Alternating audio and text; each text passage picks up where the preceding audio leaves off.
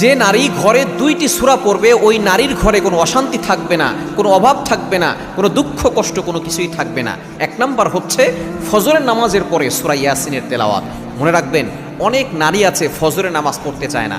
ফজরের নামাজ যেই ঘরের লোকেরা পড়ে না ওই ঘরে কখনো শান্তি থাকে না, ওই ঘরের থেকে অভাব যায় না। কারণ নবীজি সাল্লাল্লাহু আলাইহি ওয়াসাল্লাম বলে দিয়েছেন, যার ফজর ছুটে গেল তার জীবনের বরকত ছুটে গেল। এজন্য জীবনে বরকত পেতে চাইলে ফজরের নামাজ পড়বেন। ফজরের নামাজের সময়, বরকতের সময়, এটা নবী সাল্লাল্লাহু আলাইহি ওয়াসাল্লাম নিজে আল্লাহর কাছে দোয়া করেছেন। বুখারী শরীফের হাদিস, আল্লাহুম্মা বারিক লিউম্মতি ফি বুকুরিহা, আয় আল্লাহ আমার উম্মতের সকালটা বরকতময় করে দাও। আল্লাহ পাক রব্বুল আলামিন এটা কবুল করেছেন। সুতরাং ফজরের নামাজের পরে যদি সূরা ইয়াসিন তেলাওয়াত করা হয়, ওই ঘরের সকল অভাব দূর হবে, সকল বিপদ দূর হবে, সকল কষ্ট দূর হবে, সকল বালা মুসিবত দূর হবে। ওই ঘরের ভিতরে আল্লাহ পাক রব্বুল আলামিন বৃষ্টির মতো রহমত নাজিল করবেন, দুশমনের দুশমনি থেকে হেফাজত করবেন।